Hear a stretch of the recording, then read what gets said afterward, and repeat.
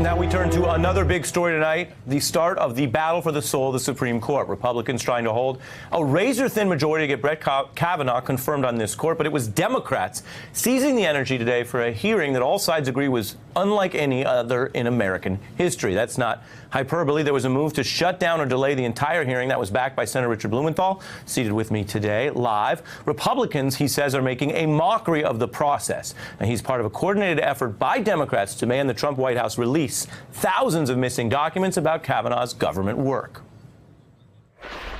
We cannot possibly move forward, Mr. Chairman. I extend a very warm welcome to Judge Kavanaugh. We have not been given an opportunity to have a meaningful hearing on this nominee. We have been denied real access to the documents we need to advise. Mr. Chairman, regular order is called for. Which turns this hearing into a charade and a mockery of our norms. This process will be tainted and stained forever. Mr. Chairman, I move to adjourn. The motion is out of order. Well, they're not out of order, Mr. Chairman. This is the first confirmation hearing for a Supreme Court justice I've seen, basically, according to mob rule. Far from mob rule, far from contempt of the process, we're simply asking for respect here to the normal, regular order. The pressure from senators was matched by unusually vocal citizen protests inside that hearing room. There were 70 arrests by the latest count. We saw police carrying out some activists in the room by their arms and legs. Meanwhile, outside the room, other protesters dressed like characters from The Handmaid's Tale, a reference to that novel and miniseries about a world where women are denied basic equality and rights. Now, when Kavanaugh finally did speak, he argued that he's fair. He made a direct reference to his colleague on the appeals court in Washington, a name that Democrats associate with the very seat Republicans stole from President Obama. I've served with 17 other judges, each of them a colleague and a friend, on a court now led by our superb Chief Judge, Merrick Garland. Superb or not, Garland is not being considered anymore for this court. And Democrats argue Kavanaugh is a threat to women's rights, to the environment, to regulating Wall Street. The theme, though, that they may have hammered more than any other was that Kavanaugh today could aid and abet Trump in alleged obstruction of justice. This is a president who's shown us consistently that he's contemptuous of the rule of law. And it's that president who's decided you are his man.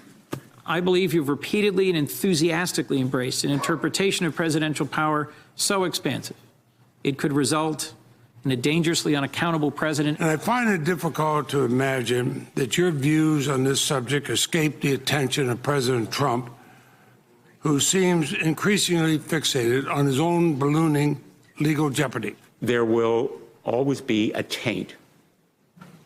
There will always be an asterisk after your name. I'm joined now live by Senator Richard Blumenthal, fresh from the hearing, and Mark Morial, President and CEO of the National Urban League, which works on civil rights issues. Senator, why was it important to you to try to shut down this entire hearing, and what do you think Democrats achieved today? What we achieved was raising this issue for the American people, that we have received only about 6% of the documents that are relevant to our doing real advice and consent and knowing what the Republican leadership is hiding here. You wouldn't hire someone knowing just 10% of their resume. You wouldn't buy a house seeing just 10% of the rooms. We have seen about 10% of the documents that bear directly on his qualifications. And you're quoting Cory Booker. People were quoting Shakespeare earlier in the hour. Let's listen to Senator Booker make that point and come back to you. This was Senator Booker today on the secrecy.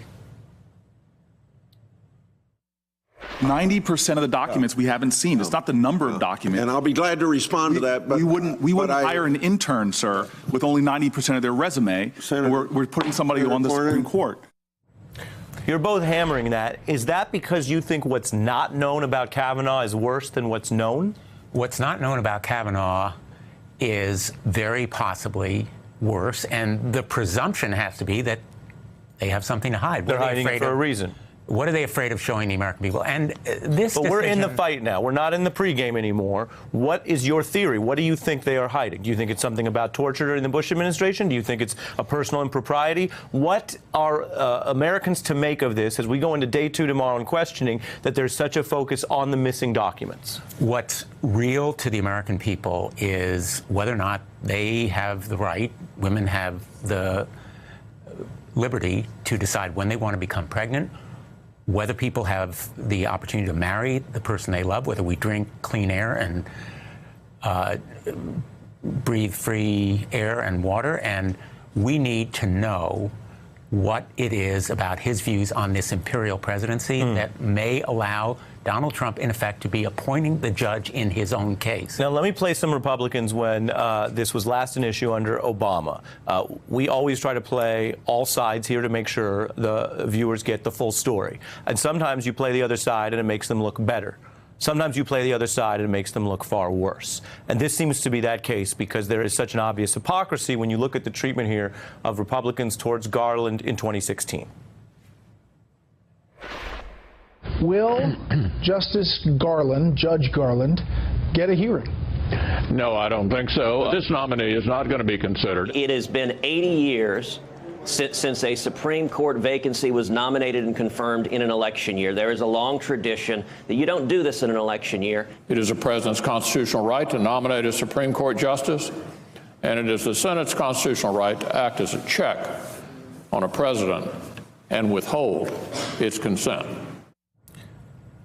Was Ted Cruz consistent about that today, or is he a hypocrite in your view? Well, the Republican leadership has been completely inconsistent. They are obviously considering this nominee in an election year, and the denial and cover-up, it is a cover-up of these documents, is going to be a lasting taint and stain because eventually these documents will come out. And my Republican colleagues who are voting for this nominee now will have to live with a very harsh judgment of history about their supporting someone. We don't know exactly what they're hiding. We can only speculate, something in his personal background, something in the positions that he took. You think it could be personal? Wade, and either that or some of his views on whether or not the president can be indicted, whether or not the president has to comply with his subpoena. So you think there may be a bombshell. You think, for example, and we're working off argument because they haven't provided the facts. I would prefer to report as a journalist on what's in the darn papers, but you're concerned there could be a bombshell like he told George W. Bush you could never be indicted or have to face a subpoena, and if that came out, it would change the game. I want to let Mark Morial in the conversation. You were in the room today. Look, Go ahead. Let me tell you something. This process is completely tortured. It's broken. We've taken a position that until all documents, all information has been presented to the committee shouldn't consider it. It's a contradiction to last 2 years ago, stall on Garland, and now try to fast walk Kavanaugh. It's a complete contradiction. Now, what's in those documents? What's in those documents bears on this candidate's views on the issues of executive privilege, presidential power, issues that are at the heart of the consideration of how he would perform on the Supreme Court. So let's put some facts on it, Mr. Morial. When you look at the decisions that are out there, a lot of what is said is, well, they'll follow the law, so don't worry about Roe or don't worry about Brown v. Board. But look at this reporting when you actually look at the numbers. That the dissent rate, according to the Washington Post, Kavanaugh actually dissented 19% of the time when it was up against certain issues with Democrats appointed, and nearly double the rate of his colleagues. Does that say to you that if he got this promotion and was unbridled, he might overturn other precedent or civil rights precedent? I think he'd overturn civil rights. He'd be inclined to overturn civil rights precedents. I think he'd be a rubber stamp for the administration. I think that so much of the progress we've made when it comes to voting rights, when it comes to health care, when it comes to women, are at stake with this nomination. This is not if you will, I think, a worthy successor of the moderation of Anthony Kennedy. This is a judge whose outcome predetermined, who has, in one case, when President Clinton took office, he believed in a wide-ranging inquiry of the president. When he became Secretary to President Bush, and in his writings later on, now he believes in almost an imperial presidency, saying that, one, a president could ignore a lawful statute of the Congress, can refuse to, in effect, execute it, refuse to enforce it if he disagrees with his constitutionality. I have to fit in a break because you guys both care about the law. That's the law here on the show. I got to fit in a break. We're going to be watching you in the hearing tomorrow. They defied the law today in that hearing, Ari, so I would give you the same license here.